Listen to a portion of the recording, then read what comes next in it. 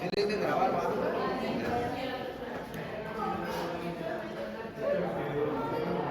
Sí, verdad.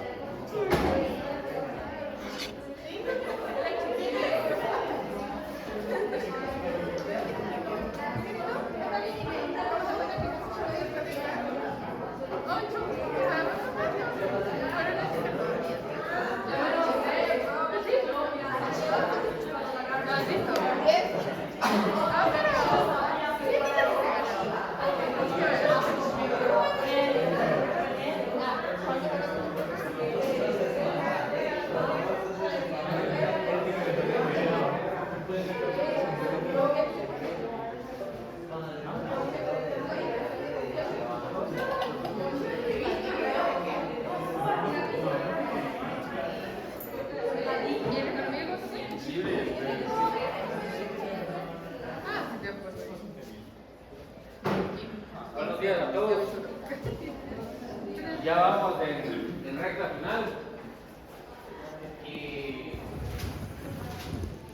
solo antes ahí, ya que tenemos ahorita ya último día de revisión de examen, ya nos cambiaron notas.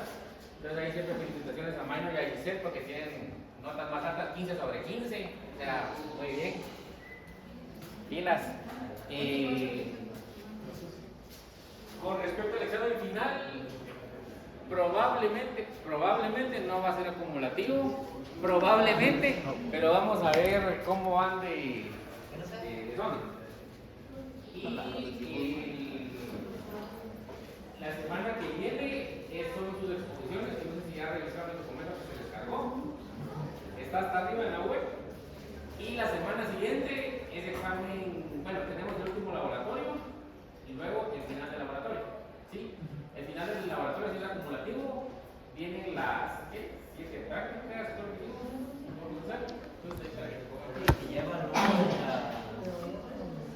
que lleva luego el examen pasado, también, todas.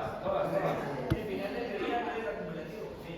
Por de pronto no, pero probablemente. Porque, vamos a ver. Lo que sí de cajón, para que se pongan pilas, sí o sí acumulativas las recuperaciones. Eso sí de cajón. Entonces piénsenlo que sale ahorita. Sí, para que no se me confíen, por favor. Bueno, hola.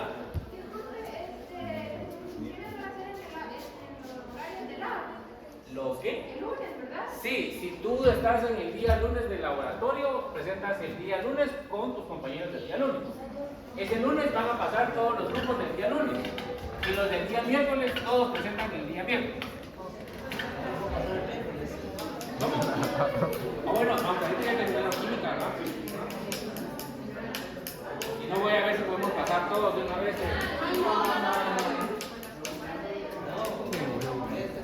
Tenemos 2 horas suficiente. Ahí vamos a platicar con la doctora a ver cómo. Bueno, entonces vamos a platicar del reino vegetal, del reino de las plantas. Dependiendo quién dictamiza, dependiendo dónde lo vayan a leer ustedes, van a ver que las plantas, y también eso lo platicamos en la clase anterior, y yo les comenté que el reino protista, la narcisa. Y el reino protista básicamente incluía a protozoos, a algas y mohos. En este caso ya no existe tal cosa. Y dependiendo quién dictamiza, van a ver que ustedes pueden incluir a las plantas o los vegetales que se sitúan a nivel terrestre, acuático y también a las algas unicelulares. ¿Sí? Para fines de este curso únicamente vamos a platicar de las plantas que se encuentran en el medio terrestre.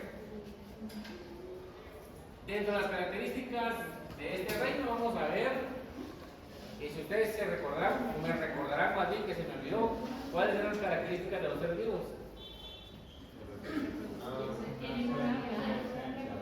Como lo vieron en la primaria, ¿cuáles eran? ¿Cómo les ponían las preguntas?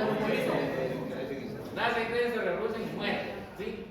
Muerte muy importante porque ahí sacamos a los virus, ¿verdad?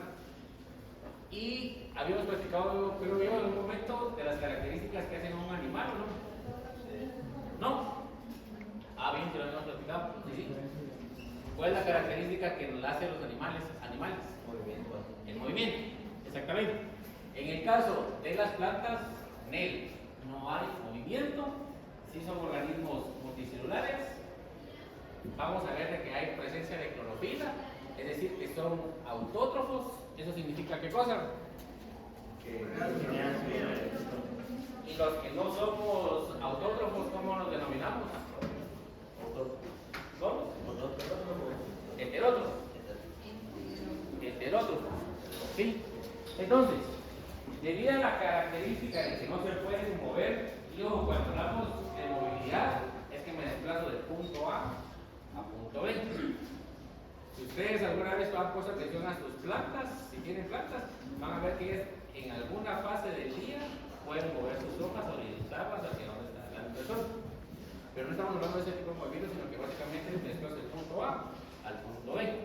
En el caso de los animales, todos, aunque sean en alguna fase de su vida, sí se pueden mover. Las plantas no. Entonces, debido a ese impedimento que no se pueden mover, tienen una plasticidad en su estructura, en su morfología, y cuando yo hablo de plasticidad, básicamente es esa adaptabilidad de que pueden cambiar estructuras según las condiciones ambientales donde ellos se desarrollan. La clorofila básicamente es el pigmento verde que permite que puedan realizar el proceso fotosintético y ya le salió el pulmón ahí. En el caso de los exprotistas, ¿cómo diferenciamos o cómo se diferenciaban a las plantas de protistas? Básicamente es que protistas estamos hablando de organismos unicelulares y en el caso de los plantas o organismos vegetales estamos hablando de embriones multicelulares, es decir, multicelularidad, básicamente la diferencia. Y muy importante que vamos a ver una alternancia generacional, algo parecido a lo que vimos en el caso de fungi, pero aquí es un poquito más fumado. En el caso de plantas vamos a ver de que al igual que vimos en el caso de virus, hay muchas cosas que no corresponden a lo que hemos visto previamente en el curso, ¿sí? Entonces, aquí tenemos a un organismo adulto que es un esporofito. ¿Y esto qué significará? Que se me olvidó. Que es diploide. Entonces, tenemos un organismo adulto, un diploide, que a través de un proceso meiótico va a producir ¿qué cosas? Células diploides. Haploides, que en este caso serían gametos, ¿sí? Al igual que ustedes, al igual que yo. Pero aquí vamos a denominarles esporas. Vean que siempre son en, ¿sí? En el contexto de las células animales, por ejemplo, yo tengo un individuo macho que a través de un proceso meiótico va a dar 4 células. ¿De qué tipo? Haploide. Y voy a tener una hembra que va a pasar exactamente lo mismo. ¿Sí? Entonces, durante el proceso de desengamia, en la fecundación, básicamente se van a funcionar estas 2 células y van a dar origen a un organismo diploide. ¿Es cierto? Vale. En el caso de las plantas, no.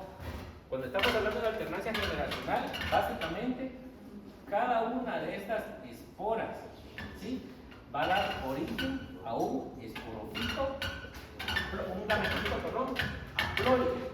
Cuando yo estoy hablando de un gametofito, básicamente es otra planta. ¿Cómo así? Hagan de cuenta que estos son espermatozoides y cada uno de los espermatozoides va a dar origen a una persona. ¿Sí? Para que entiendan más o menos cómo funciona. Entonces, el esporofito, básicamente su mismo nombre lo indica, va a dar origen a esporas. Esas esporas van a crecer y van a conformar a un gametofito haploide. Ahora aquí viene la diferencia. Cuando yo estoy hablando, por ejemplo, de células o de organismos animales que son, por ejemplo, tengo un macho y una hembra, son organismos diploides. Si ustedes se recordarán el proceso de espermatogénesis u ovogénesis, antes de que sucediera el proceso de meiosis, antecedía una mitosis de las células madre, ¿sí? En el caso del gametofito, no voy a realizar un proceso meiótico, sino que aquí de un proceso de gametofito, que es haploide, voy a formar gametos a través de mitosis, no meiosis. ¿Y por qué será eso? Porque es haploide. ¿Qué pasa? Como es haploide, pues no puede hacer meiosis. Exactamente, es lo que quiere llegar. Entonces, voy a otra vez a explicar eso para que vean cómo es el concepto. Tengo un animal macho y un animal hembra. Cada quien a través de un proceso meiótico va a formar 4 células que son haploides y durante el proceso de cigamia, fecundación, se va a dar un proceso de formar un organismo diploide que él a su vez, cuando se vaya a reproducir, va a tener un proceso meiótico y va a formar gametos haploides. Pero yo de una célula haploide no puedo hacer un proceso meiótico. ¿Por qué? Porque sería medio hembra. Entonces, ¿entendemos eso? Entonces, en el caso de las plantas, a partir de un gametofito haploide, únicamente puedo formar gametos a través de un proceso mitótico. ¿Sí? ¿Dudas? Entonces, esa mitosis del gametofito se forma nuevas células con media información genética de él. Sí. Media N. No, N. N. N. ¿Por qué? Porque es mitosis. Entonces, la característica de los gametofitos, eso va a variar entre un grupo y otro, que hay gametofitos hembra y hay gametofitos macho. ¿Sí? Esta es la misma especie, es el mismo tipo de planta, pero básicamente solo se están alternando. Unos son haploides y otros son diploides. ¿Para qué o qué sucede eso? Básicamente es aumentar el pool genético, o hagan de cuenta que ustedes están solos en una isla y se quieren reproducir, pues ni modo, a través de un proceso de alternancia generacional pueden desarrollar otro individuo. ¿Sí? Entonces, este gametofito, macho o hembra, según sea el caso, va a desarrollar sus propios gametos, va a realizarse un proceso de fecundación total, se va a formar un cigoto, tal cual lo vimos en el caso de las células animales.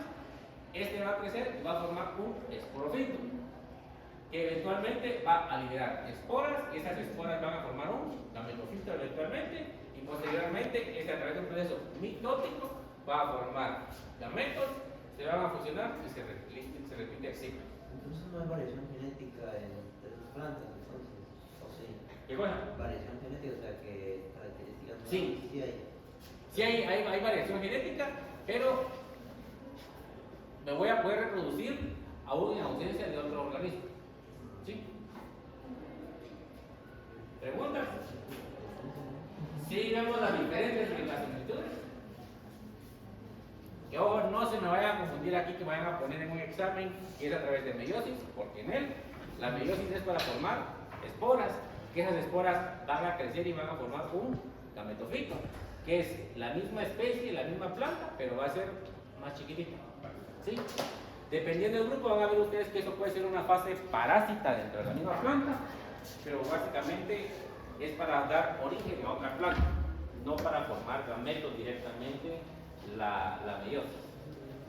Adelante. Bueno, entonces, función de las plantas, primeramente, servir de alimento para animales. ¿Sí? También proveen oxígeno a través de un proceso fotosintético. Sirven para retener agua en el suelo y estabilizar el mismo. Si no vean tanto derrumbe acá pasado estos días. También vamos a ver de que van a servir de nutrientes para el mismo suelo. Cuando ustedes estiren la pata y cuando yo estire la pata, eventualmente todo va a llegar al suelo y básicamente es una forma de reciclar los nutrientes. También sirven de refugio para animales, combustible para nosotros y medicinas básicamente. Yo no sé si ustedes estuvieron la semana de aniversario durante la plática esta de etnoveterinaria. Pues la gran mayoría, si no es que prácticamente todas las medicinas, casi todas, han sido sintetizadas a partir de algún componente de las plantas. Y aquí tenemos aquí a la cannabis, que algunos se la fuman, algunos se la son. En el caso, por si ustedes tenían la duda, aquí en Guatemala no es legal la marihuana para uso medicinal, tampoco se puede utilizar para uso veterinario. básicamente estamos restringidos por la ley de la coactividad y sí se ha intentado varias veces que hay muchas empresas que quieren meter no digo componentes básicamente de cáñamo sin incluir el tetracannabinoide, que básicamente es lo que uno lo pone happy, pero por la ley de narcoticidad no se puede. ¿Cómo? No es legal. Sinceramente yo no sé si tiene marihuana. No sé, yo no sé si son cuentos o no, pero en principio no se puede formular nada que tenga ni marihuana, ni cocaína, ni nada de eso. Sí, de hecho, cuando ustedes ya se gradúen y se van a dedicar a la medicina de pequeñas especies, y si van a trabajar con cirugía, y si van a trabajar con ortopedia, hay un medicamento que se llama fentanilo. ¿No sé si lo han escuchado? Fentanilo. ¿Qué han escuchado? En Estados Unidos se quedan así. ¿Sí? Básicamente, el fentanilo es una droga muy buena que básicamente es analgésico para dolores fuertes donde hay adelante, procedimientos muy cruentos, muy violentos con los tejidos o con el hueso, es excelente. Pero aquí voy con esto, ustedes como médicos veterinarios que se van a dedicar a la cirugía de animales de pequeñas especies, tienen que registrarse ante el Ministerio de Salud, tienen que llevar un reporte prácticamente de mililitro por mililitro de lo que se usaron, y si lo van a vender, aquí se lo vender. ¿Sí? No es tan sencillo, y básicamente después van a ir apretando con otros principios activos que yo hasta hace poco me enteré en el caso del levamisol. ¿Han usado o han escuchado el levamisol? ¿Qué es el levamisol? Es un desparasitante. Yo no sabía que a través del levamisol pueden hacer, básicamente a veces cuando están traficando cocaína líquida, con el levamisol pueden recuperar la cocaína. ¿Sí? Aquí el levamisol es de venta libre, pero en un próximo futuro, muy próximo, va a ser de venta controlada. ¿Y eso por qué? Porque los gringos le dan la orden y es como, va a ser con receta. ¿Sí? ¿Preguntas? ¿No? Entonces, cuando sean ya graduados, tengan mucho cuidado con qué firman, muchachos, quiénes firman, porque no va a ser después de que terminan enchachados. Bueno, el origen evolutivo de las plantas que conocemos hoy día, ojo que solo estoy haciendo referencia aquí a las plantas terrestres, a las algas unicelulares y a las plantas acuáticas, las estamos sacando, porque realmente no tienen mayor relevancia en el contexto de la medicina veterinaria. Entonces, el ancestro en común, básicamente tenemos un alga verde, hipotética, y la vamos a dividir en dos grandes grupos, en las plantas que no son vasculares y aquellas que sí tienen vascularidad. Cuando estamos hablando de vascularidad, básicamente es xilema o floema, y el tener esos conductos, hagan de cuenta que son como unas venas, pero no son venas realmente. Esto ha permitido de que las plantas que son vasculares sean de mucho mayor tamaño con respecto a las plantas no vasculares. Las plantas no vasculares básicamente son plantas muy chiquititas, musgos. Aquí en la universidad pueden encontrar ustedes un montón de musgos. Básicamente son plantas chiquitas. Dentro de las plantas no vasculares podemos subdividirlo como los musgos y las hepáticas. Y dentro de las plantas vasculares vamos a encontrar helechos, que aquí también en la universidad hay en paleta. Y luego vamos a subdividirlos en las plantas que tienen semilla o no tienen semilla. Si tienen semilla únicamente son las gimnospermas, y si tienen flores y frutos con semilla son las angiospermas. Siendo estas últimas las más especializadas, básicamente ya vemos ciclos de polinización mucho más especializados, más vistosos, con X cantidad de órdenes y familias de animales que se encargan de asistidas en el proceso reproductivo.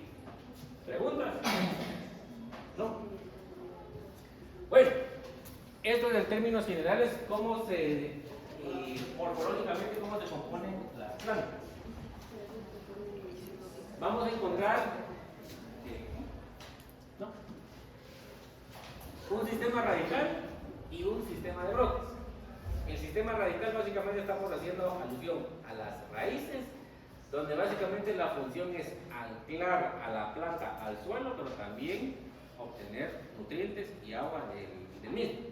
Vamos a encontrar un sistema de raíz pivotante, que es como esto que ustedes ven aquí, que hay una raíz principal y varias raíces secundarias.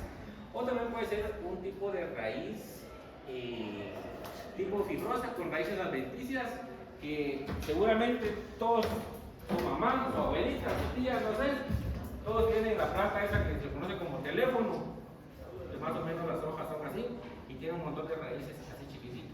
Entonces son raíces adventicias. Que probablemente esa planta la tienen en una ventana o en el baño. Luego vamos a encontrar el sistema de brotes, donde vamos a encontrar un tallo, una varilla principal.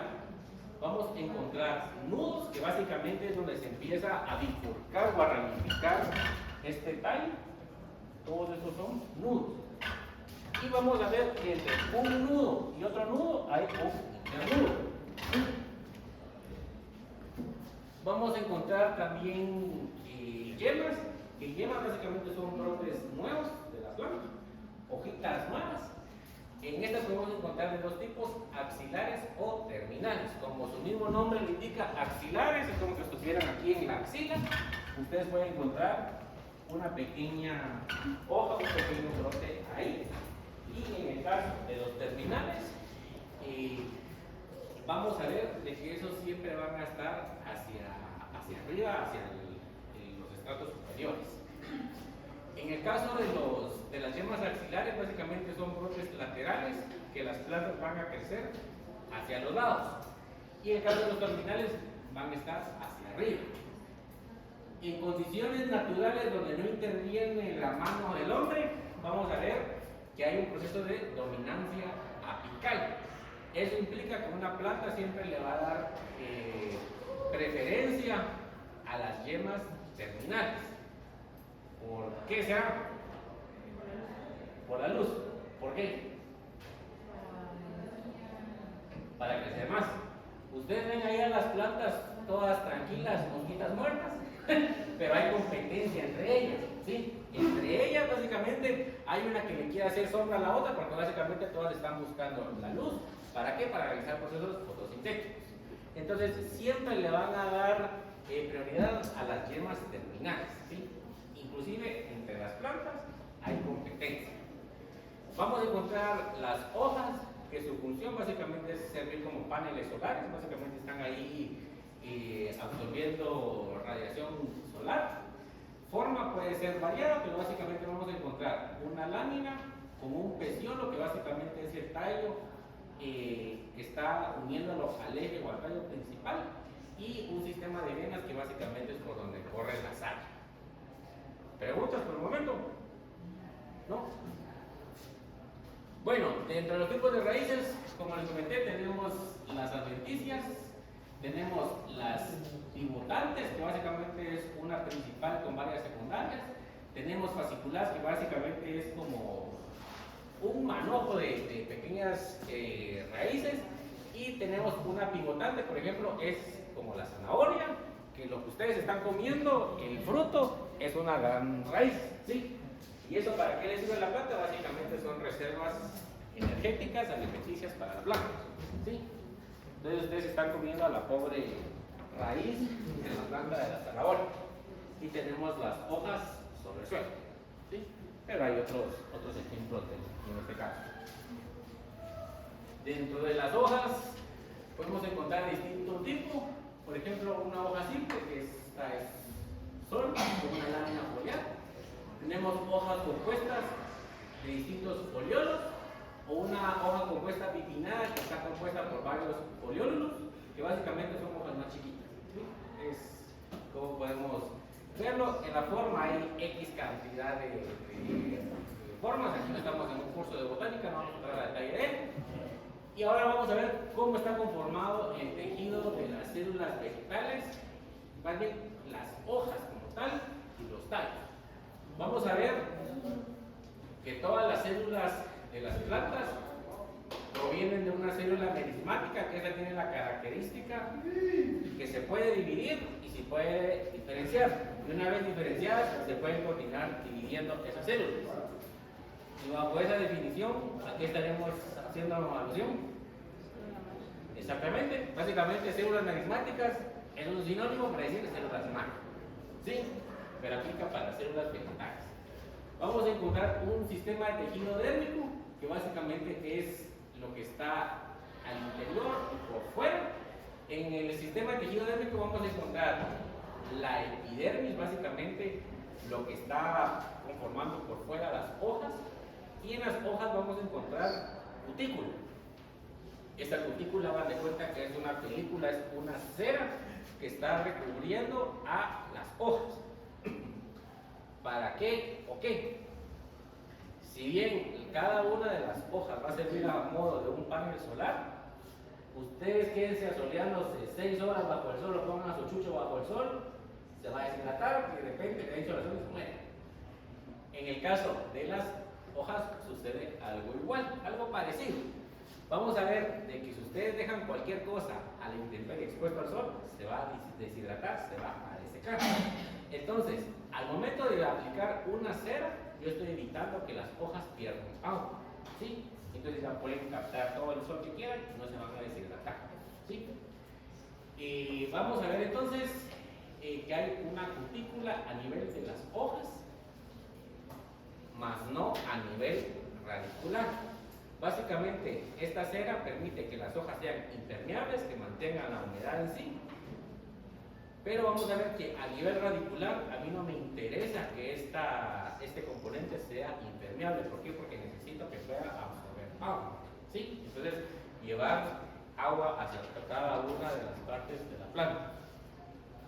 Luego vamos a encontrar un tejido peridérmico que básicamente está rodeando los componentes celulares aquí. Su función básicamente es ir aumentando el tamaño de la planta, y eso se conoce como carmen, que básicamente son placas de xilema y floema que se van combinando entre sí. Eso lo vamos a ver en un momentito. Vamos a encontrar también un sistema de tejido fundamental.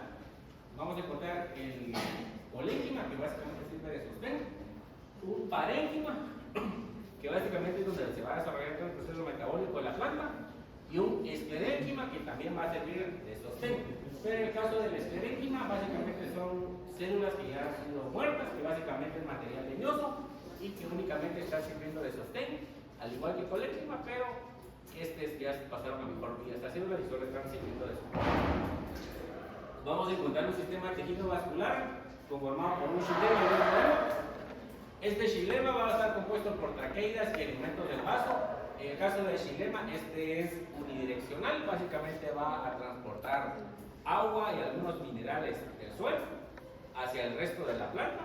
Vamos a encontrar también un floema que tiene la característica que es bidireccional, es decir, envía y recibe.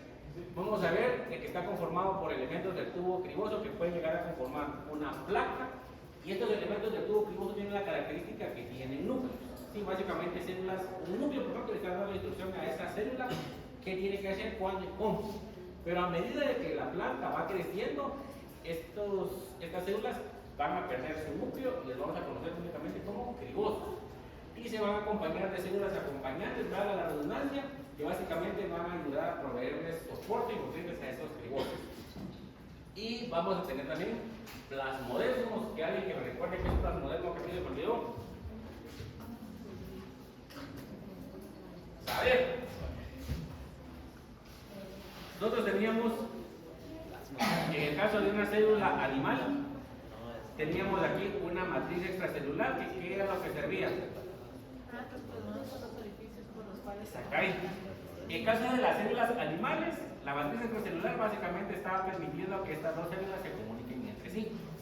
En el caso de las células vegetales, vamos a tener pequeños orificios que básicamente van a servir que ellas se comuniquen entre sí o intercambien nutrientes. Esos son muelas. ¿Preguntas?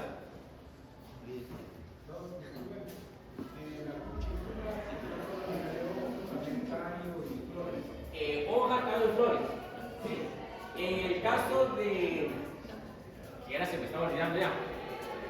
Dependiendo del tipo de planta, podemos encontrar a nivel de las hojas tricoma, que son pequeños pelitos, pequeñas prolongaciones epidermales, que básicamente es un mecanismo de defensa de las plantas, al igual que las espinas para animales herbívoros, incluyendo monocomas, ¿sí? Y se recuerdan haber visto esto en algún lado. ¿Dónde lo vieron? En el laboratorio. Esto es un estoma. Básicamente tenemos aquí el orificio, tenemos los núcleos, las células guardianas y los cloroplastos. Y básicamente en el embés, la parte que está debajo de las hojas, vamos a encontrar los estomas, como ustedes los vieron en su práctica 2, creo que no recuerdo. Vieron estos orificios que básicamente estos sirven de compuertas para permitir la salida del oxígeno producto de la fotosíntesis o bien la entrada de dióxido de carbono como sustrato para el mismo proceso. ¿Sí? Luego aquí tenemos la parte vascular, xilema y floema, y luego tenemos toda la parte de parénquima. ¿Preguntas? No entendí muy bien eso de los elementos del tubo criboso, digamos, del núcleo y del criboso. Ahorita vamos a ver, aquí. Entonces, tenemos aquí un tronco X y tenemos el camen, que básicamente son traslapas entre xilema, floema, xilema, floema, xilema, floema, siendo el floema siempre más externo que el xilema. En el caso del floema, a medida de que van envejeciendo las células, van a perder su núcleo. Entonces vamos a denominar únicamente derivosos y van a tener células acompañantes que van a la redundancia, les están acompañando, que van a proveerle nutrientes a esas células. ¿Sí?